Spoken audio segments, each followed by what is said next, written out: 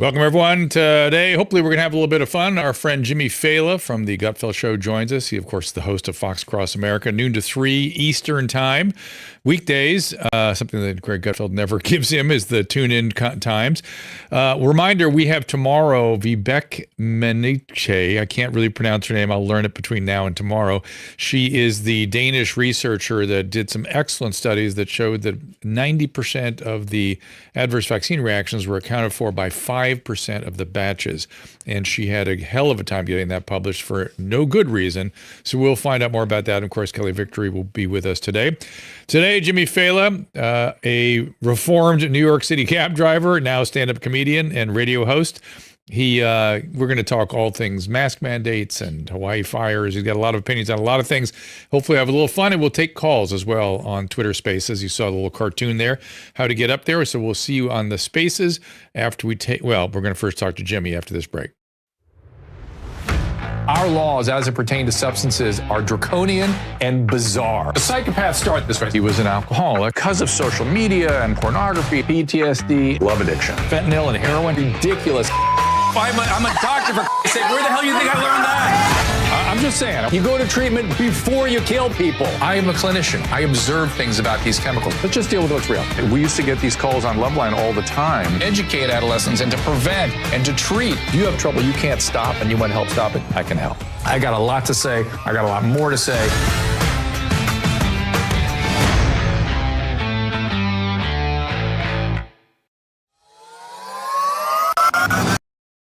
There are 3 steps to great-looking, glowing complexion in the summer. Of course, apply sunscreen, stay hydrated, and use the amazing skincare products from our friends at Genucel. Most retinol creams are not recommended for sunlight, but Genucel's Ultra Retinol uses a powerful plant extract retinol. It's an alternative called bakuchiol, which helps the skin stay hydrated, smooths out fine lines without harsh side effects, and it is safe to use outside under your sunscreen. Genucel works so well, you can see the results in this unplanned live moment on our show when the Redness Repair Cream repaired my skin in just minutes right before your eyes. And Susan and I love Genucel so much, we created our affordable bundles at up to 72% off of our favorite products at Genucel.com/Drew.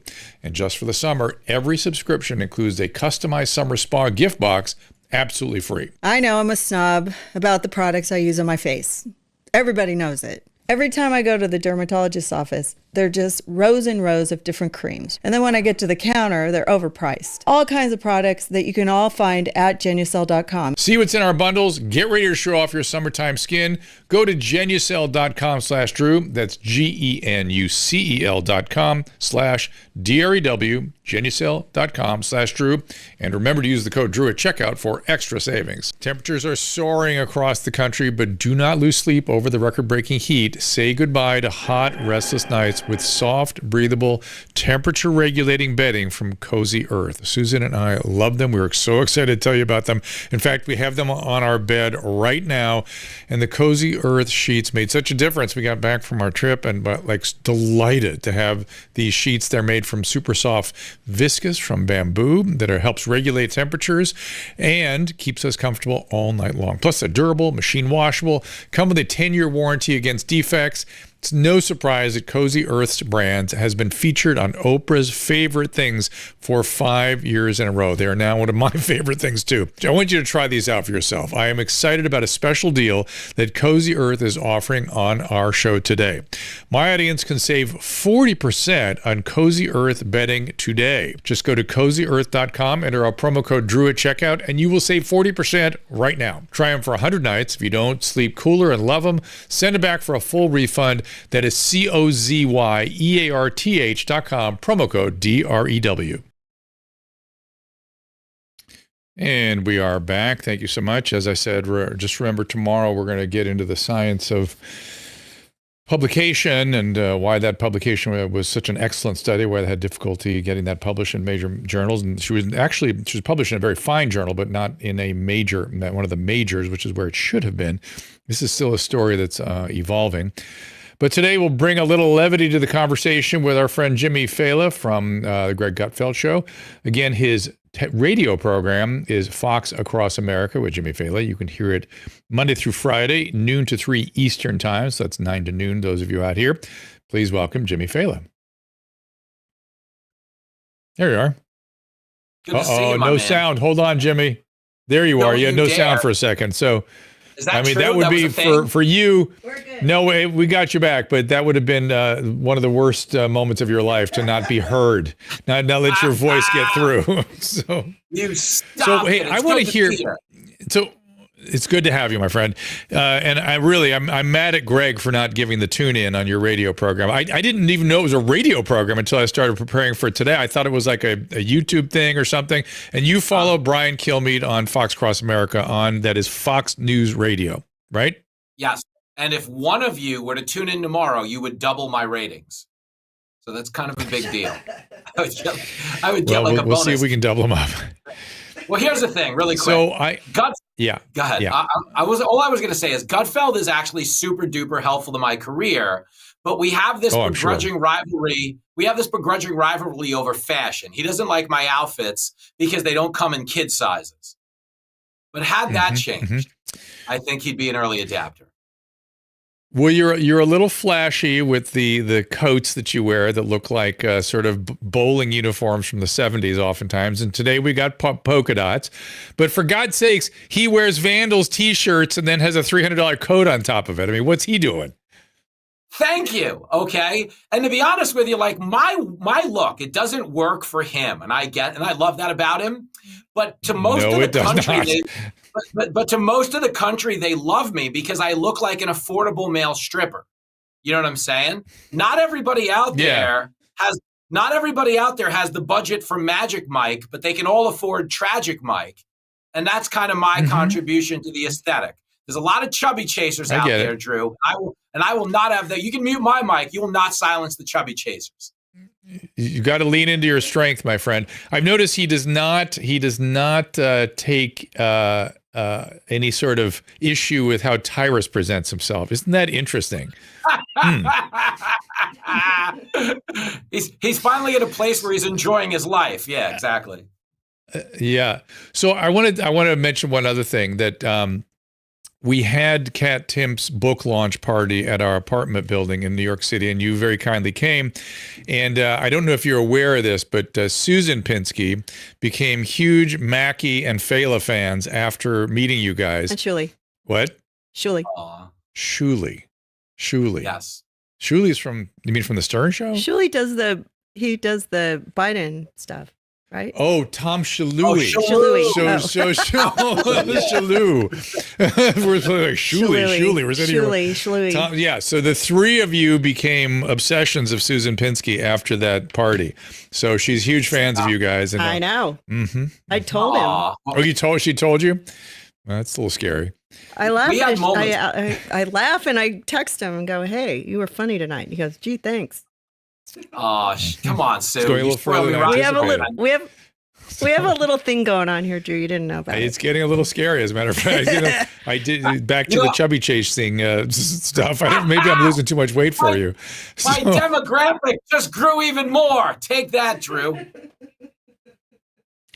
Oh, I think she's uncomfortable. We're making her uncomfortable. This is good. I'm sweating. This is good. But I was surprised at her affection for Mackie. That one sort of surprised me.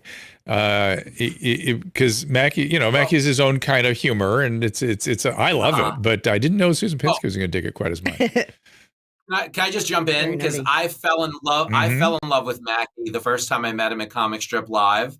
But it's also strategic because Mackie very much has a school shooter vibe. So you want to get on the good side.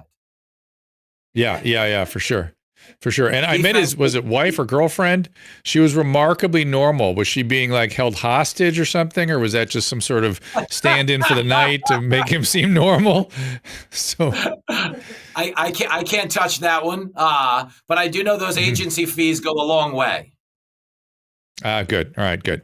So listen, one of the things I have not heard, and I'm sure it's somewhere, but I wanted to hear it myself, was your history, where you came from and cab driving and all that stuff. Where did you grow up?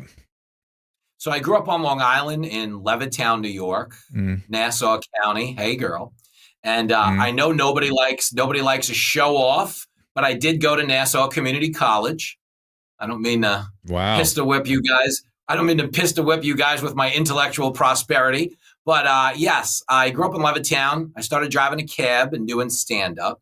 And the way I wound up at Fox is a booker for Kennedy's show saw me at the Gotham Comedy Club and invited me to come do her show. And it's kind of weird, Drew. Interesting. Because the first time I was booked on Fox, I wasn't even sure if it was like a real booking. So like I legit had my taxi.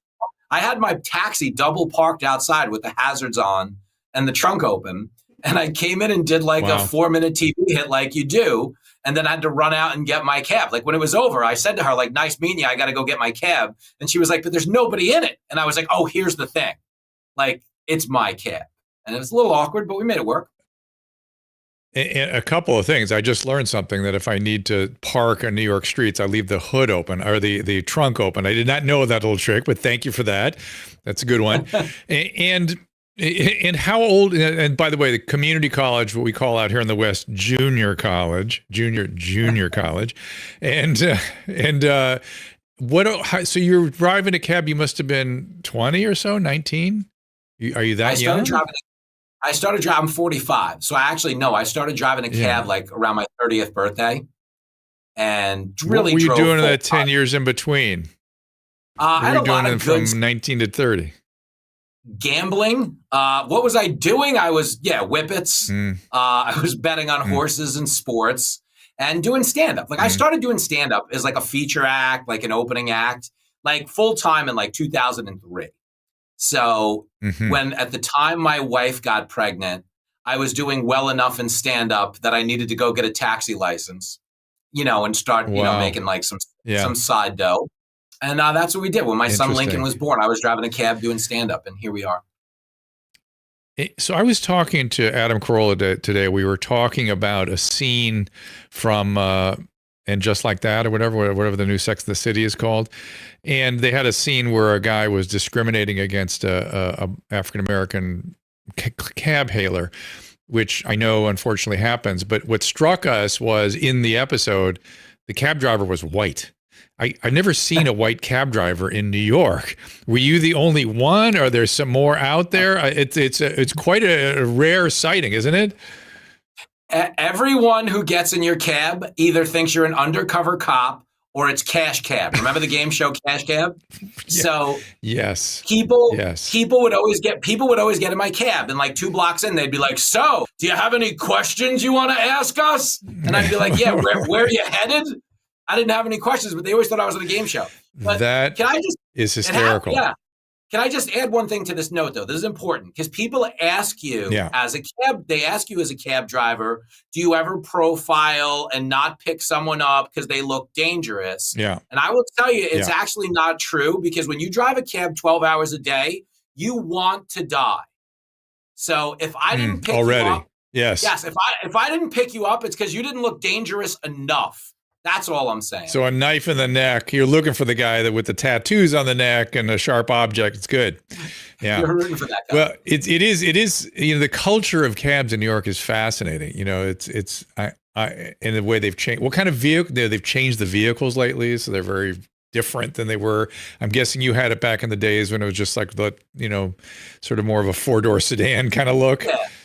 I had like a Ford Crown Vic. It didn't run on like, wind and angel tears or anything they're doing now. Yeah, right. Old school Crown Victoria. Gas. Remember gas? You put gas in a car? We still do that on the East Coast. Interesting. Well, but I'm not overstating the profiling of the cab driver, am I? That it's so rare to find a Caucasian cab driver, right? What is that? I don't even know what that is. Why is it? And it's usually guys with it's sort of a, again, back to Pirola, sort of a Johnny Quest villain accent. Like I can't figure out where they're from. It could be a multiplicity of places, but you know what I mean? Is that just why is that in New York specifically?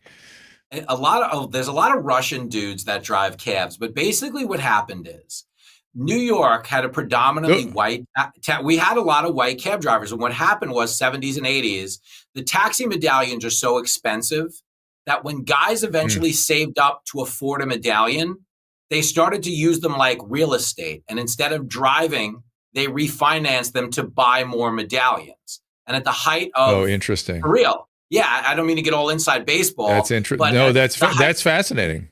Yeah, so at the height of the medallions, they were worth about $1.1 million. And most of the guys who owned them were white, but they were leasing them out to other people who were new to the country and getting new jobs. Yeah. So oh my God. So that is a fascinating piece of history that I didn't know. I spent a lot of time in New York. I'm guessing most people don't know that. And the Russian guys, I remember the Russian guys for a minute, but those guys all became Uber drivers, it seemed to me. They're all driving Ubers now. Am I missing that one too? They're either driving Ubers or a van full of strippers to flash dancers. That's every Russian guy I know. Every Russian guy. That's right. That's right. Susan, do you have any questions for Jimmy before we kind of get into some stuff here? No, go ahead. Okay. So I saw you tweet today something about the Maui Fires and President Biden's performance there.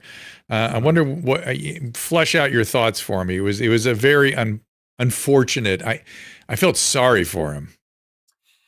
Yeah, I felt sorry for everybody because there's this thing going on here where I don't doubt that Biden means well in these situations. Like he makes attempts at empathy, but he's genuinely just not good at it. So like when he shows up and tells the story he's being made fun of for, which is, I know what you guys are going through, my microwave caught fire, or whatever the heck he's saying, and he almost lost his house. And he says, my Corvette and my cat. Like, first of all, nobody cares. Okay. But second of all, and this is the problem, it's like you're attempting to demonstrate empathy, but you're comparing your almost to their reality. Yeah. You dig? It's one of the most annoying things in New York, Drew, is after 9/11, there were those people who would tell you how things would have been different for them.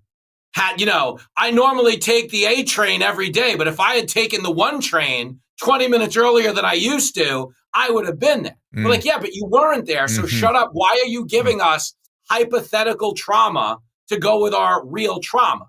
And that's, I think, the biggest problem with what Biden did.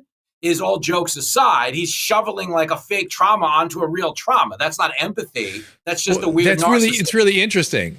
Yeah, I'm guessing it's all the same kind of people that do that. It is sort of a narcissistic trait, which is I'm trying to feel what you're feeling, but everything revolves around me. So all I can do is tell you what I've been through or what might have happened to me or what if I had been there, because it's all about me. That's the way narcissism is. It's all in relation to me. And what I felt terrible about for him was that it really exposed a deep trouble appreciating what had actually happened there, because he clearly did not get it. I mean, the fact, if you can come up with that, it's like, oh, dude, come on. This was, and by so bad that they're not even telling us how bad it was yet, which is another thing that troubled me, that the Hawaiian authorities are sitting there like, it's bad, but they won't tell you. So this is an interesting topic, which is that we live in a time when people are fearful. Remember the movie A Few Good Men, and the Jack Nicholson character that screamed at Tom Cruise, "You can't handle the truth"? That was the villain in the movie. We all looked at that and said, that's a horrible human being. That's a villain. That's the worst that the military has to offer. And now that is a pervasive impulse everywhere, not in media, in government, in military. And here the government, doesn't tell us what's happening because you can't handle it. It happened in COVID. It's happening everywhere all the time. And the fact is, like, I interview lots of people that were silenced because you can't handle what they were saying, or what they're saying was, I don't know, contrary to a narrative or something.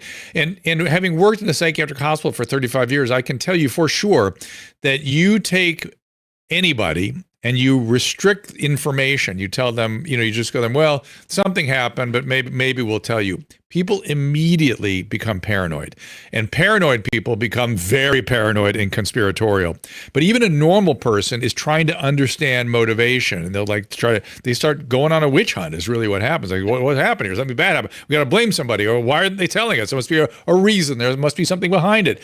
It's the opposite of how you manage these things, which is sunshine and fresh air. I wonder if you have any thoughts about that and how we got here. Well, that's part of the truth is this, okay? They've created, this massive gap between what people believe to be true and what they're willing to say in public. And if you start there, okay, when you talked about people who've been banned on your show and stuff of that nature, okay, it created this, it kind of like pistol whipped us all into compliance because we were more fearful of the backlash that would come from speaking what we believed to be true. And once we became reluctant to express our own beliefs, it became kind of commonplace to withhold information, whether we were doing it ourselves in polite society or the government was doing it to us. Like it used to be when there was a tragedy, you know, heaven forbid a shooting, you'd have a sheriff at a podium every hour, every 2 hours, every 4 hours. This is what we know. This is what we found out. We're actually not getting that now. And part of it is not so much you can't handle the truth, so much as like, we just don't owe it to you. It's weird that we've kind of accepted this, but part of the way we've accepted it is by being shamed out of standing our ground in a lot of key areas. So that's the part that bothers me is people always say like, oh, you know, America needs to have a conversation. America's not having a conversation about anything. Because the minute I state a belief, like, oh, America needs to have a conversation, I'm like, okay, I'm not sure about the vaccine. They're like, well, your wife's a hoe. And I'm like, whoa, hold on a second. And maybe she is. And maybe she is. We're working on it. Yeah, we're working on it. And that's where the conversation goes. And the fact that we don't feel comfortable engaging in a free exchange of ideas is also why we're no longer demanding it from public officials. Yes. And in the meantime, just to pile on, I agree 100% with everything you just said.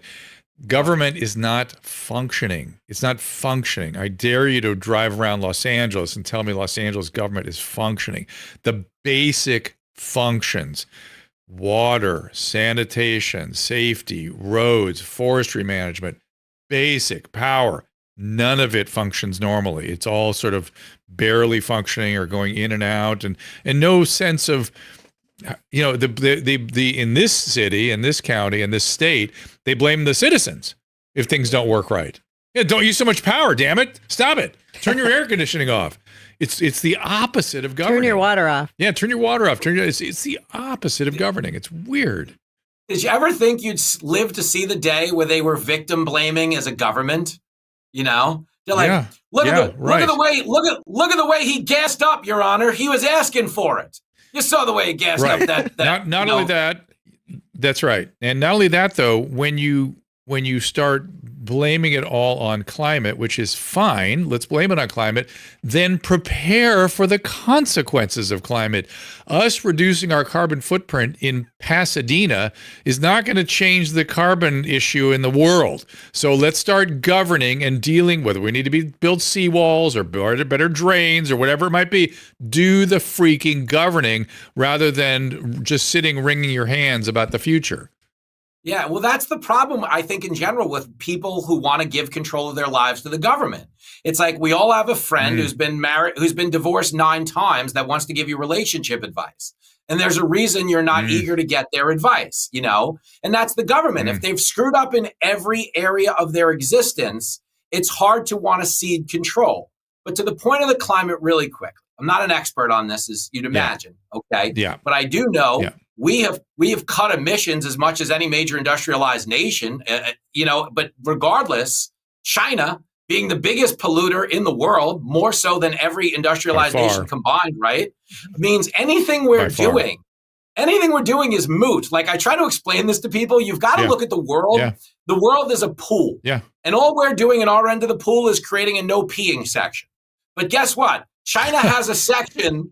They have their own section. And here's the bad news. It's in the same pool as ours. So none of this matters unless we get like a global compliance. So instead, we're just giving up so much of what we need to thrive as a country, and nothing's getting better. So that part drives me crazy. I mean, you know, when a guy in polka dots is the voice of reason, we're in a bad spot. Did you take away any life lessons from your cabbie years? I'm just curious what kinds of things you learn, because I'm certain you learn a lot about. As you said, you want to kill yourself, but you want to kill yourself because you're dealing with the public. And New York public too, and you must have learned a bit about humanity and about the city. I'm wondering. Yeah. Well, the big thing when you drive a cab is you do become like an affordable therapist for a lot of people because they get into your cab and they don't believe they're ever going to see you again. So they do give you like their conspiracy theories and their pork chop recipes, and they'll talk to you all about their relationships and their love lives. And here's a newsflash. Sometimes you see them again, which, little awkward when the guy gets in 2 days after, well, good morning, cowboy. Are you back in the saddle yet? That whole thing. But what I've learned is, and this is the truth, okay, talking to human beings is so profoundly helpful to our mental and emotional well-being. Just the act of talking, expressing yourself, exchanging ideas. The fact that we've gone as digital as we have, I think is creating this idea where empathy has become a brand instead of a value, instead of a trait. And I think it's more important now in the digital age to say the right things, to put the right flag in your profile than it is to actually care. And I don't think you care unless you physically engage with other people, because our phone is so carefully calibrated to make us the center of the universe that we don't scale. You know what I mean? Like if you watch something on your phone, it doesn't like hurt, deal with you emotionally. It's just another thumbnail you're going to click on. And that's the part I think that I miss the most about cab driving is you could see where other people were benefiting just from being engaged. We don't do a lot of that now. Yes. So again, I'm mostly piling on to everything you're saying. The kind of caring that goes on now is sort of narcissistic caring. I'm caring to show you how gratifying, how great I am, so I can be gratified by caring so much. And by the way, a lot of the caring these days is rescuing, and rescuing is extremely unhealthy. So once you rescue somebody, unless it's some acute crisis, obviously, or something, but if you chronically rescue people from their emotional states, you are leaving them chronically dependent on rescue. You need to hold the line, hold the boundary, be with people, let them struggle themselves, as painful as it might be. And you're using the word empathy. I think the word we got to kind of get a little more into the lexicon. Maybe this isn't the right word yet, but attunement or something, because it's not, you don't have to empathize with somebody who comes in your cab. That's a lot of work, but you can attune to them. You can be present. You can listen. You know what I mean? And that's the part you can't do online that you can do in person. And I know for sure happens to be biologically very, very healthy. Yeah. I mean, you think of it this way. Imagine you were pouring your guts out to someone in person and they started scrolling on their phone. It really just kind of demeans what you're expressing. But understand, when you do it on your phone, you're literally only communicating with people scrolling on their phone. So we've really kind of minimized the attention we're giving to anything. And that's the part I think that has probably become the worst thing for our society in that regard. Is like people don't talk as much. And there's this whole other disconnect now between everything. Like, Drew, I used to say this, okay? When I was growing up. As I scroll on my computer. Yeah. But my point is, the phone enables us to see things you shouldn't see. Okay. When I was a child, Drew, if you wanted to see something as depraved as a man like attacking a hooker, the only way to do it was to go out and attack a hooker. Now you just put it in your phone and Google's like, did you mean a brunette hooker or a blonde hooker? You're like, that's not healthy. That's right. And the fact that we can just access it so easily desensitizes us to what it is. So put your phone down. I agree. And we have the press now constantly pumping out fear porn and all this stuff. We're going to take a break in just a second. But I wanted to share with you Kelly Victory, who I do a show with on Wednesday. We did a special show yesterday, and she is come up with a new variant on the horizon. The new variant is underway. It's called BS 24.7. And so the BS 24/7 variant is with us. And I thought it's a great way to push back on some of this nonsense around, trying to make people freak out about COVID. BS 24.7. All right, Jimmy Failla is with us. Let me give you some of his particulars where you can find him on Twitter and whatnot. It's jimmyfailla.com, Falla. It is Instagram at Jim Failla. We'll look at you, GIMFALLA. Oh. No? It's FAILLA. You're close. What did I say? I don't see like the FILLA. What did I say? Yeah. I said I? Okay, it's FAILLA. FAILLA. I saw the I and I just skipped over the A. And then Twitter, Jimmy Failla. Isn't it a bad sign for me that I didn't catch it, but he did? It is a little concerning that neither of us thought about it. It's weird, but things like that happening more often these days. We'll take a little break. Back with your calls and Jimmy Failla after this. So get ready on Twitter Space. I suspect you've seen Susan and I gushing over Paleo Valley products. We love the taste and how well they fit into a paleo-based nutrition regimen. They're delicious, and we use them for travel all the time. But there's more. We are huge fans as well of Paleo Valley's grass-fed bone broth protein. It comes in 3 flavors, unflavored, vanilla, and chocolate. It's a powder you can add to really anything. We add it to coffee literally every day. Smoothies, baked dishes, just hot water dissolves really easily. The bone broth protein is made with 100% grass-fed and finished bones that are free from pesticides or antibiotics and are slow simmered to extract as much collagen as possible. As we age, collagen breaks down. That's what wrinkles are. And research shows that there are significant benefits to adding a collagen source in your diet. I don't think it's too much to say it's changed our lives. And Susan is now reporting that after drinking the bone broth for a few weeks, her hair is stronger and longer, and nails are stronger too. Try it for yourself. You can order at drdrew.com/paleovalley and use Dr. Drew at checkout to save an additional 15%. I want to share with you a teeth whitening system that goes beyond merely enhancing your smile. Primal Life Organics Real White Teeth Whitening System offers convenience and rapid results without harsh chemicals. Light, blue light for whitening, red light for gum and oral hygiene, and you can just do both if you wish. Works naturally, promoting gum healing, tooth remineralization, gives you a brighter and a healthier smile. Again, no peroxide involved. Consistent usage yields remarkable results. Take this opportunity to transform your smile and at the same time, optimize your oral health. Aim for 5 times a week for the best outcomes. Discover more about this remarkable teeth whitening system and other products at drdrew.com/primal today. That again is drdrew.com/primal. Be sure to use that link for 60% off. drdrew.com/primal. Do it today for 60% off. A lot of you have been asking for more information about how to counter the adverse effects of the spike protein from COVID infections and the COVID vaccine.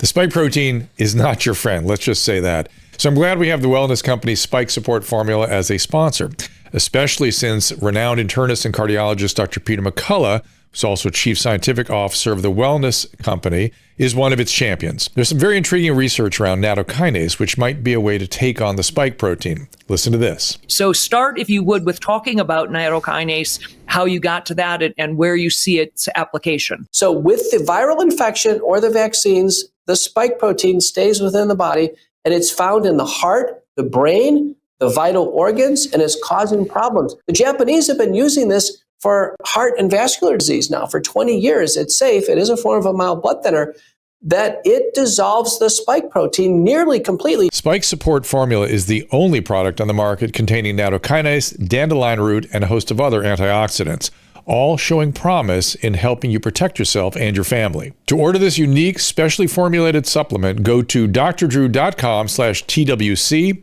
That is drdrew.com/TWC. Use code DREW at checkout for 10% off today.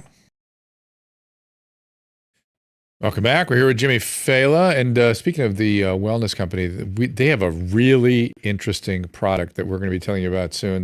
We love all our sponsors, but this one's new and exciting. New and I just think sort of genius. And as a physician, I just like, oh my God, this is such a great idea. So we'll be telling you about that soon. Go to drdrew.com/sponsors and find all the coupon codes and buy some now. Kelly and I are going to be talking about that very, very soon. So we'll let you know. But it's stuff that everyone should have in their closet. Really, most of what they're. It's a really good idea. That's all. No spoiler alerts. Yeah, no spoiler alerts. Okay, let's bring up some of you guys from the Twitter Spaces. Just raise your hand there. Caleb has a little cartoon he plays that just shows you how to come up, and then once you're up, you got to unmute your mic, and there you are. This is Mike. Hey, man. Hey, good afternoon. Good afternoon, Dr. Drew. Good afternoon. Yep. Good afternoon, sir. Hey, I wanted to ask you if you're familiar with or if you watch the Netflix series Painkillers. I just kind of wanted your take on it. I'm kind of watching it, and I was thinking about a lot of the stuff you talk about. I avoid all of those because they're often incomplete, and I got notes and I lived it, and it's hard to watch. And so all of the, what was the other one? There was a scripted one.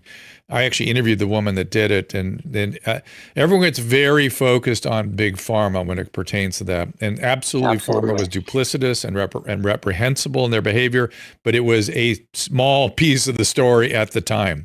The big story was we had evangelical physicians. I don't mean religious physicians. I mean enthusiasts who believed they were saving the world from pain. They felt pharma was the perfect partner in this, and they went out and got control of all the regulatory agencies, the VA, the California, the Board of Medical, every state medical board, all the professional societies, and mandated dope sick. That's what it was. Beth Macy, we interviewed her. They mandated that if physicians don't treat pain aggressively, meaning you leave the dentist's office with 90 pills or 120 pills, you are guilty of patient abuse, and you could go to jail, and doctors were sent to jail. That was the part that really put the rocket fuel on this thing. And so doctors stopped treating pain. They sent everybody to the pain management people. Pain management thought these medicines were the most extraordinary breakthrough in the history of humanity that the drug companies were selling. And it was on. It was just whatever the patient said was pain was pain. Whoever patient said was pain control was pain control. And you don't think my patients took advantage of that? They were dying by the hundreds. It was a horrible chapter. I fought against it for years and was crushed by Department of Mental Health, California Board of Medical Association, my own hospital administration. Does this sound familiar to you, Jimmy, based on what happened during COVID? You have Deborah Birx evangelizing around the country about lockdowns. You have Fauci evangelizing about certain things, not others. And that was what happened during the opioid epidemic. It was the same damn playbook. Yeah, you should never take advice from anybody in a scarf. That was my takeaway with Birx. You're right. And it's like, you can't, the one thing is, like, I can't bag on Fauci too hard because he literally took every position there was to take. So I'm sure at some point he was right, but you could actually watch, obviously, the political science taking precedence over the real science at every turn. And people were, like you said, just getting curb stomped. And what was so crazy about it is you sometimes were expressing dissent with a view that was considered acceptable like an hour ago. If you remember where we went from, there'll never be a vaccine mandate. And then the next day they were like, get it or you're fired. And we were like, yo, this is weird. And they were like, you're going to get everybody you forget killed. it. Yeah. You forget a piece of it. That's Trump's vaccine. I would never trust that. That's what California said. We were all like, never take that. That's his vaccine. I play a clip on my radio show every day of Biden and Kamala in the run-up to the 2020 election, making it sound like Trump was making this with his son Barron for the school science fair. Like they didn't want to do. They didn't want to do the traditional, the baking soda volcano that every kid makes in 7th grade. They wanted to go big. They were the Trumps. They're making a vaccine, and now I'm going to kill everybody with it. And that's what they were running with. And you want to know something? If Trump would have won the election, none of the Democrats would have got vaccinated. Like, no way they would have taken a Trump vaccine. Crazy. Boy, that's interesting. That's an interesting piece of history. Mike, anything else there? Saved a few people. Maybe. Well, I got it. Thanks. I got it. Thanks. Thank you, sir. Appreciate it. Put up the banner, Caleb.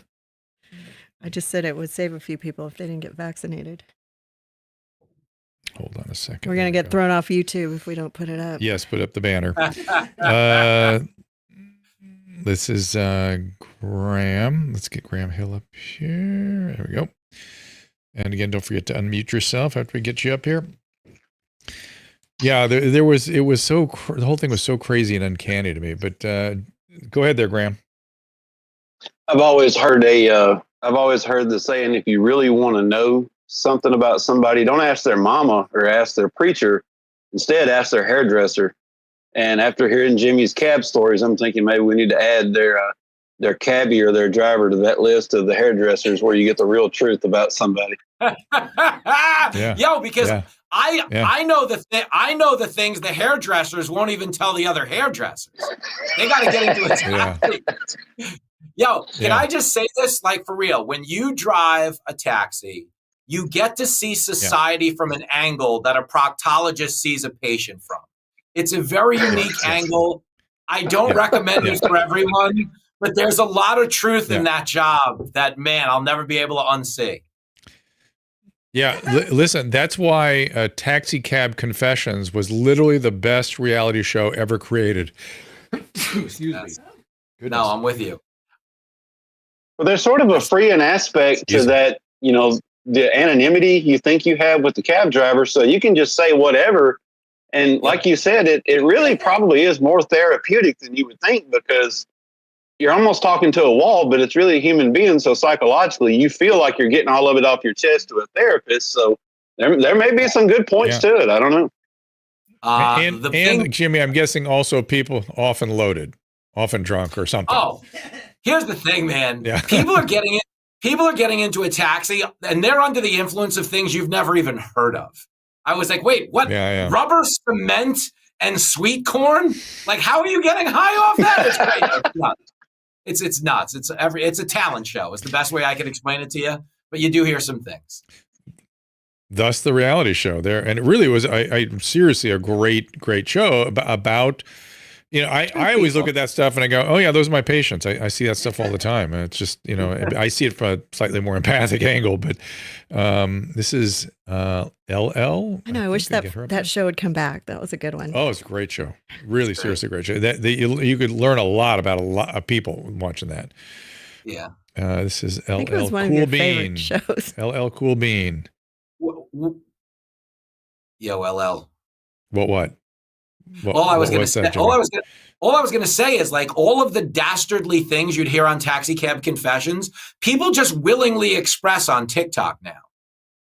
It's like, they're not even. It's true. They're not even on HBO. They're just like, here's the craziest thing I've ever thought, and other people click like. It's weird. We like the people we thought were nuts on Taxi Cab Confessions are now just considered influencers. Like, it's a weird time. Oh, no. Yeah, that's right. So LL Cool Bean, I don't know if you knew that you asked to come up here. I'm trying to add you as a speaker, but Caleb, it's not working for some reason, and we're sort of stuck in a weird cycle with her. Can you? It has her listed. She's a speaker now, but she needs to unmute. But it's still, the wheel's still turning on my phone. So maybe you can take her down and put her back up again. I'll do that. I'll try that. Okay. Let's try if we can get LL. And by the way, just raise your hand. You were on a roll before. Yeah, we got plenty of questions. You're doing okay. We got stuff to talk about. And you just raise your hand as a speaker, and then unmute yourself, and we'll bring you on up. And she's still, and I can't take her down either. I just it's weird. It's a weird hinterland she's entered into. You can bring up more than one speaker at a time. Okay. Did you know that? I did know that. I was trying to avoid doing that, but let's do it. Maybe bring somebody else will come up. Josh, see if he wants to have a few questions at crack at Jimmy. Come on, Josh, get in here. You know the role. He knows that. Hey, Dr. Drew. There he is. Hey, man. Hey, Josh, what's happening? Hey, guys. So I was thinking about narcissism because you mentioned it, and I feel like I hope we're over that. I feel like you were saying in the 90s there was a lot of narcissism. And now we're seeing it with, like, you know, Trump or, you know, and the thing about it is like, he's in so much trouble right now. And I don't want to make this about politics, but I really want to know if we're getting to the point where we can't have these kind of personality disorders anymore. We could in the 90s. It was celebrated, but we've really got to get straight, hopefully pretty soon. And I was wondering what you thought about that. Like, do you think we might be getting over the hump of these personality disorders? Well, here's the deal. Personality disorders do not change. They are not amenable to treatment unless the person is desperate to get better, which you rarely see. Their life has to depend upon it, like addiction. Then we see people get better. But narcissistic traits, which is really what's pervasive right now. There's a lot of sort of cluster B traits flying around. Like we just talked a few minutes ago about people caring so much. We care so much. That caring is grandiose. That is theatrical. It is narcissistic, and it's not necessarily in the best interest of the individual. The harder work is maybe caring, but just being present for them and not fixing them. The fixing part and the having to attack people who don't care. That's all narcissism, and those traits need to be suppressed. People need to react to those in a negative way. And so, to your point, I do think we can kind of talk about these things now. I think before it was unclear what was going on, and you couldn't talk about it without getting literally fired or hurt or doxxed or something. And now I think people are sufficiently sick of it. Yeah, it's not politics. It starts with it's not politics. It starts with the family. Personality. It starts with the family, and it starts with childhood, doesn't it? And it's 100%. And it's scapegoating. Really, at its core, these are scapegoating impulses. And the scapegoating impulse is one of the most destructive impulses you can have. It's an expression of envy, really, at its core, which is somebody has something that makes me feel a little bit less than, so I have to destroy them. And I can destroy them in all kinds of ways. And that's not healthy. Jimmy, your thoughts? Well, I think that's where the whole idea of like canceling comedians comes from. I don't know that people are genuinely offended by a joke that was told at a comedy show they weren't even at. Nor do I think the people doing the canceling then go out and do any type of good deed on behalf of the aggrieved class. It's like when you think of the late, great Gilbert Gottfried. Gilbert Gottfried got canceled for tweeting about the Japanese tsunami. Okay. I promise you, there was no one suffering from the horrors of a tsunami that was checking American Twitter to see what we were saying about it, or heaven forbid, thinking there was any comparison to be made between joking about it and the actual tragedy. So I think there's the good. Yeah, go ahead. And not only that, but watching the tragedy needs a little bit of lightening up so we can all tolerate these things. It's okay. Listen, how do you think? You look at suppressed classes of humans who've been through horrible traumatic things, whether it's African Americans or Jews and things, they always manage it with humor. It helps deal with the pain. It helps deal with what life is all about. It is to be encouraged. And that's why I thought Kat's book, the title of her book was "You Can't Joke About That," and she talks about some horrible shit, which was perfect, because you got to be much the way we need fresh air and sunshine as it pertains to conversations about everything. We need to let humor drift in appropriately. The one thing, Jimmy, though, I want to ask you this: the one thing I've noticed about humor when it comes to touchy subjects. The one thing you must be is funny. You better be funny. Yeah, well, you know what I mean? 1,000%. Because the only way you're going to rally any support, number one, is if you got people on your side with a joke. But this is the thing, especially when it comes to jokes. What you've got to target as your audience is there is a whole subset of society that is using humor as a coping mechanism. Okay, people my age grew up joking because when we were in 4th grade, the space shuttle exploded on national TV. And we were all sitting in our classrooms in 4th grade watching the Challenger go up to space, or at least try to. And when that ended, there were two kinds of kids in the classroom: people that were either crying or getting sent down for some type of help or therapy, and the rest of us that were telling dirty jokes in the parking lot. And for us, that's where humor became like a safe haven. It was for people to cope who didn't really have the intellectual depth to dive into that trauma or just didn't want to. And that's why I think, the whole idea of everybody having their own coping mechanisms is why you shouldn't ever be policing humor. You might not think it's okay to joke at a tragedy, but other people do. So I think that's where it starts. Well, people who go after comics doing that. Obviously, And people understand you don't express hate, and you're not. You can seem insensitive with a joke, but but as long as it's funny, it's releasing. It's not meant as an aggressive act. Kitty, you're up. You just unmute your mic, and you're good to go. Hi, Dr. Drew. It's nice to meet you. Jimmy, it's also nice to meet you. I'm a registered nurse. I'm a registered nurse by background, and there's a couple of different things I have to just jump in here and say. Number one, I'm not quite sure that Trump is a narcissist. I don't know if I would put him into that category. Number two is the humor is spot on. And as a registered nurse, I got to tell you the story. I used to work in the cath lab where we had to scrub the groins and shave the groins so that we could access either the right or left femoral artery. And I had a patient who was just scared to death. I mean, he was visibly shaking. So I was trying to calm him down. And we typically put a towel over the privates, right, to give him some decency, do the thing. And I was standing across from a coworker. I picked up the towel and went, "Whoa!" and put it back down. And that guy laughed and laughed and laughed. Here's what I promise. I hope he did well, but he still remembers you. I promise. Yeah. He still thinks highly of you. He still thinks you're best. Just, but I just got to say something about my nursing colleagues for a second. I got to say something because I am so grateful for nursing. I could not, you know what you do. I don't know if you ever worked in an ICU or ER, but my God, you two doctors are, I just don't even want to think about where I would have been without the great nursing that I came across. And what kills me and drives me insane is that nursing doesn't sort of get a seat at the table the way it should. People want to talk to nutritionists and they want to talk to chiropractors. It's like all these people that really don't know medicine at all, have never been trained, don't know a sick person from a well person. Actually, South Park zeroed in on this one time with an episode, and I thought it was exactly right. That the nursing is our ancilla, I think is the word. It's the hand and glove of medicine with the stuff that we do as clinicians. And it drives me a little crazy, and I bring it up whenever I talk to my nursing colleagues, and I just want to say thank you. Absolutely. Well, and go ahead. Wait, let's hear Kitty. Go ahead. Yeah, you're very welcome. And the one thing that nurses are is flexible. You can put us anywhere. Yeah.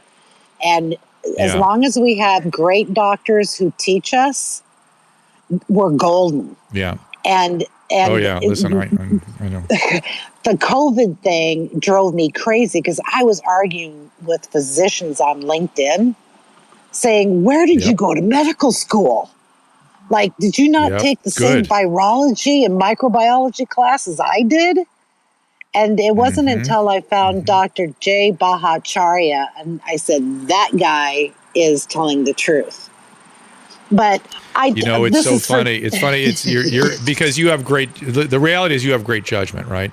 And I had the exact same experience with Jay, and I've interviewed him several times and talked to him, and he is a mensch amongst mensches, and I just think he is the poster child for the excesses of the COVID situation. That you would choose that guy to cancel that guy is the top of the heap professionally and academically, and that's who you think you should silence.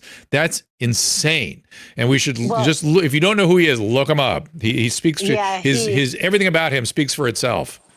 He is such a humble guy, and I started following him on LinkedIn years and years and years ago, and through we were both being censored, and so as a registered nurse being censored, and he's censored, now we're buddies on Twitter.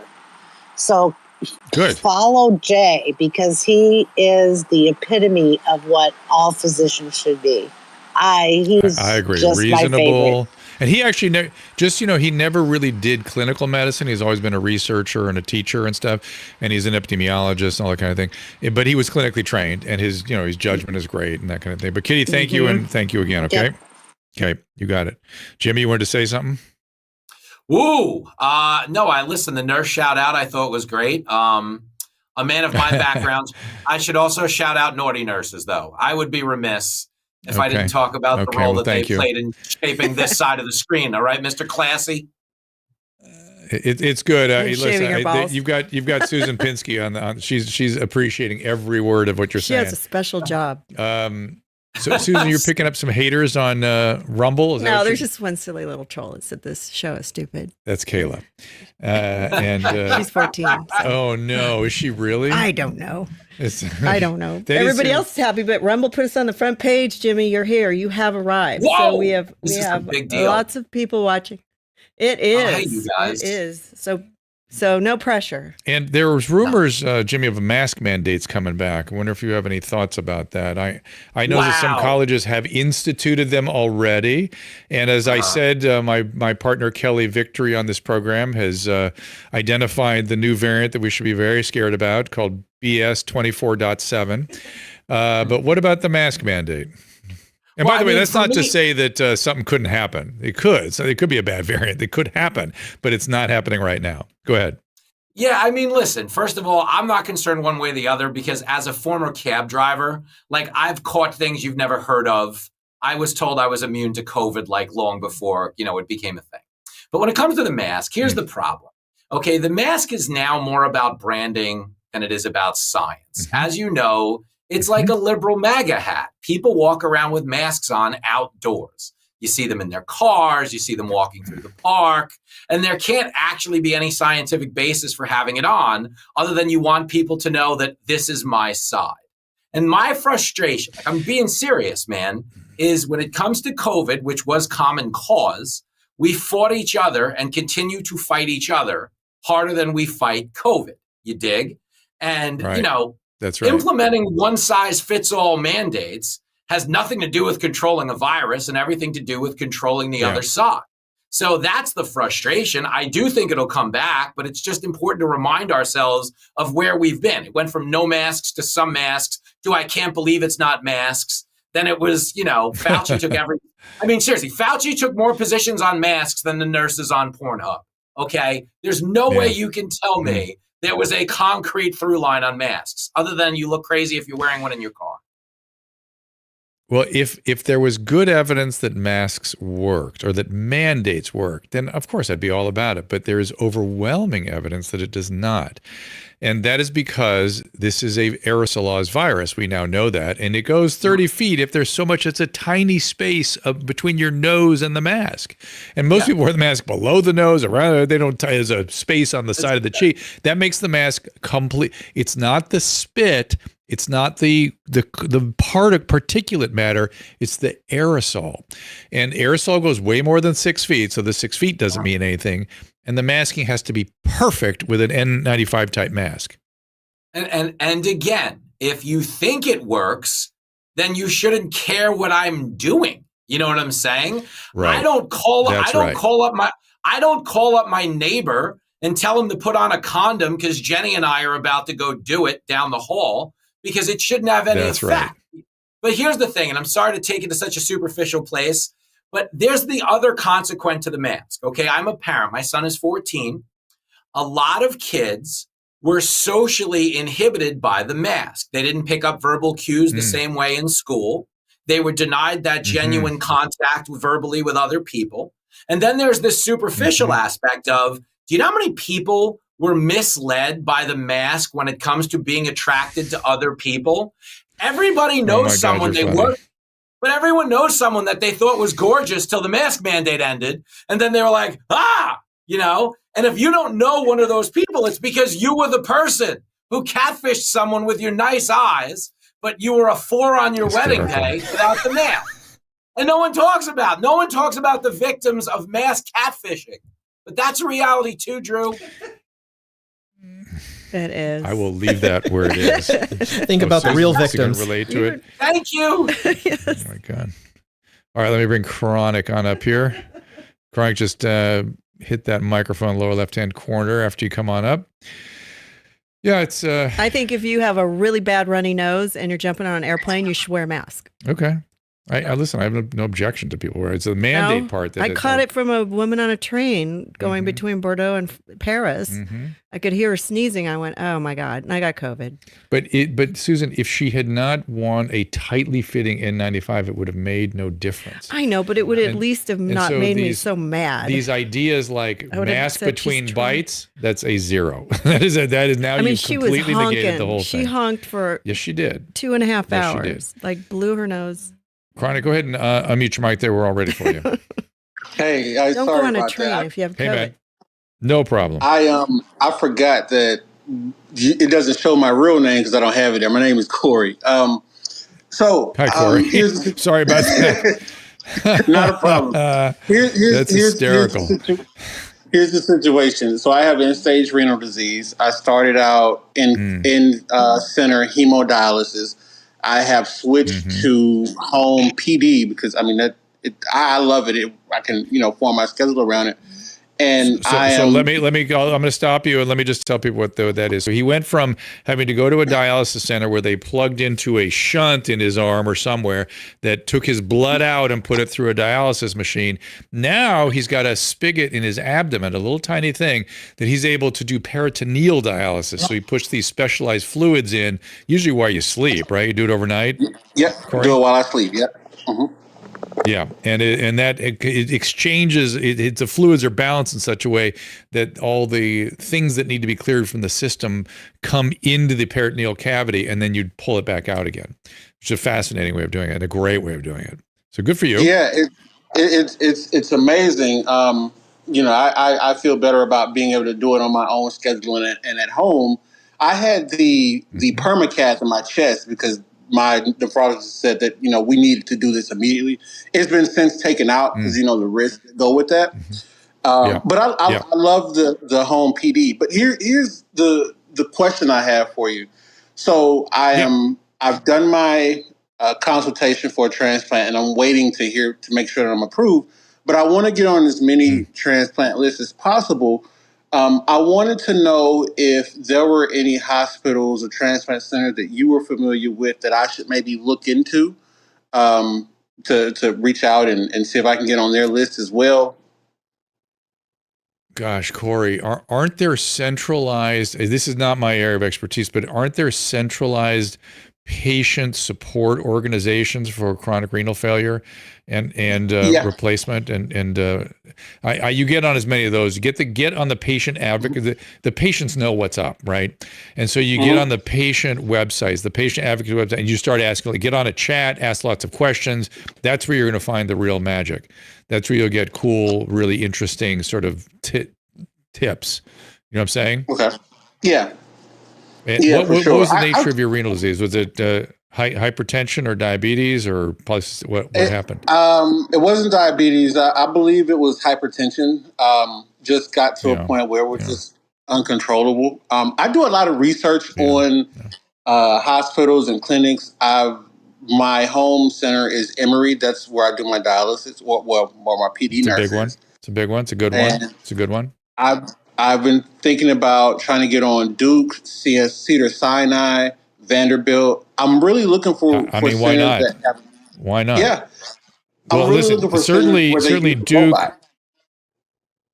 Well, that's an interesting question that I can't answer. Robotic surgery is always the way to go if you can get it. But once you get that transplant, you'll get it, my friend. And the transplants go exceedingly well. I mean, people just go for long periods of time with the transplants. You'll love that. So I'm taking you off right now, my friend. I've got other things I've got to get to here, I'm afraid. But that is, more common than Jimmy. The chronic renal failure, chronic kidney disease, people on dialysis, these are common conditions. And what drives me insane is that hypertension is one of the leading causes of it. And that's such a easily manageable disease these days. If people, when doctors say you should be on hypertension medication, take the damn medication. It breaks my heart when people, and Corey may not even have known he had hypertension. That's the other thing. You don't know it half the time. Yeah, sneaks up. I'm glad you took that one, buddy. That was kind of beyond my pay grade. You don't want to do it? Aside from yourself, the only doctors I know are Dre and Pepper. So I was definitely at an intellectual disadvantage on that one. So thank you. They might have had some trouble with that one as well. He did have that deer in the headlight look. Jimmy's got about 8 minutes. Oh, he's got about 7 minutes left. So Jimmy does? Yeah. Yeah. I was going to head towards the door. I want to there are people sort of lining up for questions. If you have, you can take some more after he goes. Okay, if you want to. Do you have anything after this? That's a commercial. No, I don't. We could keep going. Okay. Jimmy, are you? When's your next gut filled experience? Ooh, so this is the one you need to hear about. Okay. Okay. I'm scheduled to host Greg's show this coming Tuesday, August 28th. I'll be filling in for the King of Late Night. So instead of the King of Late Night, you get the Rodney King of Late Night. That's me. Nice.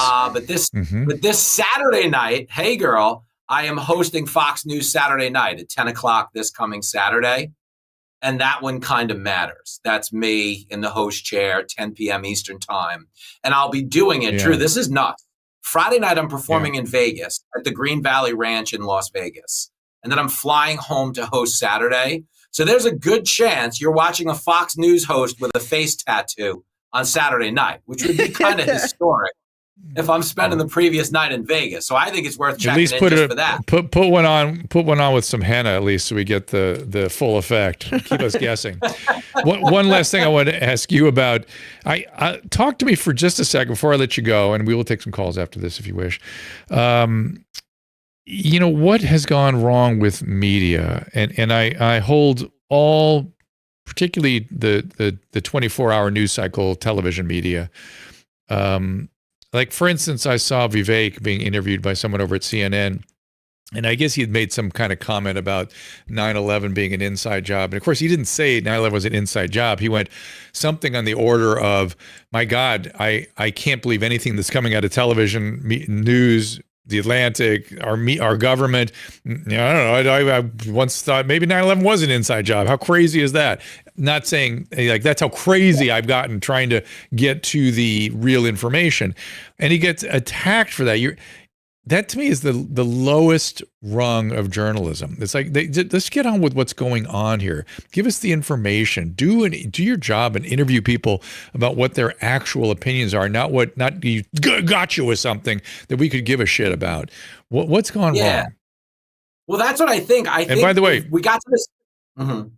And Fox is guilty of it too. I'm not holding just CNN responsible. It's all over the place. But go ahead. What I think is happening is I think the world has gotten too reductive in the name of convenience. Life is now weapons grade convenient. If anything you want, you hit a button on your phone, you just have it now. So political disagreements are inconvenient. Ergo, we'd rather be spoon-fed a reason to excommunicate this person and their views in perpetuity than take that inconvenient 30 seconds to think with a little depth about the person or the subject matter in question. And that's kind of what cable news has devolved into on a lot of fronts, is just an exercise in delivering confirmation bias to people who tune in. I always joke, I have a lot of friends who work at MSNBC because I grew up in New York and everybody's liberal here. But essentially any show you turn on over there is just telling them who's a racist, misogynist tonight, and you can feel better about yourself because you don't live in the middle of the country in an affordable McMansion. And it always makes me laugh as a New Yorker that all of my friends who have 9 roommates to afford a studio apartment are like, do you believe these goobers buying a house at the age of 19 that's brand new? I'm like, yes, I wish I was these goobers if I could. But that's what I think it is. I think this perpetual quest for confirmation bias is just making us reduce everybody to that one gotcha moment. I agree, but it's so disappointing to see journalists not being journalists. That is just, it just calls everything they've done into question. It throws Watergate into question. Like, were those guys really or were those guys like, what are the? It makes everything. It just makes you sort of doubt everything they're presenting, which is not even the weather here in Los Angeles. They couldn't present the weather. We had an obvious nothing happening here. We had a little rain, and I finally found a meteorologist on Twitter who was honest. And he went, "You guys have Pacific storms that drop more rain than this, and it lasts for 2 weeks. So don't worry. It might be a little windy. The desert's going to have a problem. That's what I kept telling everybody. The desert's going to have a problem because a lot of rain's going to come, and there's nowhere for it going to go. So it's going to be some flash flood in the desert. They're like, stay home, shelter in place. Otherwise, it's a nothing burger." And I thought, oh my God. And the rest of them were like, oh, it could be this, and it could be that, it could be a storm surge, it could be that. It's like, stop it, everybody, just stop it. It's just so disappointing. So anyway, it is. That's my favorite weather guy was Fritz Coleman, and he used to say, "Why would you take advice from a comedian about the weather?" He was a comedian. He did the weather for years. He goes, "I don't know what the fuck's going on." He goes, "I just say whatever they tell me to say." Yeah. So, Jimmy, I know you got to go. Susan, do you want to express your love for Jimmy so you don't have to do it over text message later? Oh, yeah. We'll be talking later. He's the highest audience that we've ever had on Rumble. I just want to let him know. Oh, nice. Stop it. Susan, you are buttering me up, girl. I knew you had it, whatever it is. There's a lot of chubby chasers out there. Uh-huh. Well, they're all here tonight. So anyway, I believe you need to go. Is that correct? We got to let you go. You got important things to do. Yeah. I'm going to try not to get emotional, but we're going to go shoot a segment for the Saturday night show. Please, somebody watch. Look at me. I need ratings. Yeah. Saturday night. Everybody watch. And go out to, what was it, Green Valley? The Green Valley. If you're in Vegas this weekend, Green Valley Ranch Friday night, and my 1 hour stand-up comedy special is taping Friday night, October 13th at the Paramount in Huntington, Long Island. If you come out to that, that's going to be a banger, Drew. Come on. Yeah. All right, my friend. Hopefully see you soon in New York, and thank you for joining us. All right, Susan, call me. I will. Jesus. All right. I'm going to get a couple more calls in here. This is Martin. Martin has his hands up. I give him a chance to come up here really quickly before we wrap this thing up. Yeah, I even beat Megyn Kelly's numbers. Hey, that Kalia one that was trashness, she has an interesting point. She says, I wish marijuana cured COVID. I know some people who claimed it does. I wish that were true. Me too. I wish that were so. That would be awesome if that probably makes you feel a little better, you know. And by the way, Paxlovid's been hi Rex. Paxlovid's getting trashed lately. I'll tell you a story, Susan, about somebody who took Paxlovid, was really sick and was better by morning. Yeah, I think if somebody's really sick and could die, it doesn't sound like a bad idea. By the way, that's why I don't have enthusiasm for ivermectin and hydroxychloroquine and all these other things, because you never see that. You never see like the boom. They're so much better, like in 12 hours. Yeah, but you might catch it again because it does have a rebound. There's a little rebound, right, sometimes, and you watch for the rebound. But when people are really sick and going downhill, it's everybody remarkable. has to understand that Drew's saving lives every day. You know, people that come to him are really sick and could die. And if it works, he's going to tell you. That's the way it is. I'm going to do it because you have to put yourself out there, but whatever. Listen, I know you don't like the drug company, but think about it this way. As a physician, we have two things we can do. We can prescribe a medication or we can pull out a knife. That's it. That's what we do. And we can do education and set up treatments of physical therapy and things like that. But really, we either prescribe something, and we're highly dependent on the big drug companies to get those somethings. And I understand there's lots of problems. I talked to RFK Jr. I am persuaded, but it's all we got, and it really does. We're fighting deadly illness. I think Bill Maher, somebody the other day was saying, we have a sickness healthcare system. It's like, yes, that's what doctors do. Keep people from dying. That's it. When somebody's really in a car accident, when they're mangled, when they're dying, whatever, that's when we come in. And we're busy doing that. We're not in the business of wellness. Wellness is a different thing, and it's very, very important. Very important. I don't want to minimize it at all, but that is a different thing than treating illness, which is what we are trained to do. You know what, guys? I'm going to wrap this up. There are a couple of hands up, but I'm kind of running out of steam, and I'm afraid I'm going to sort of not be as focused as I should be. Caleb, are you cool with that, or should I keep going?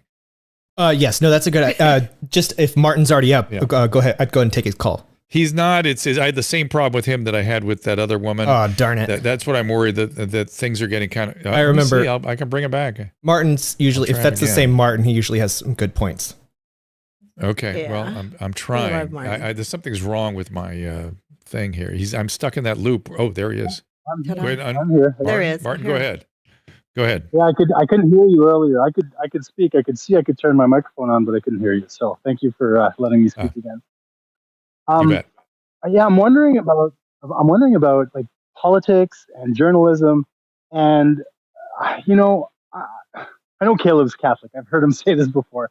I've gone back to the Catholic Church, and I've gone back to just kind of trying to understand temptation, sin, and virtue, right? And I think that the more that I delve into it and practice, the more I realize that, thinking is a temptation, right? And, that's, I'm not going to start preaching here, but that's basically why, you can sin just by looking at someone, right? Just by looking lustfully at someone.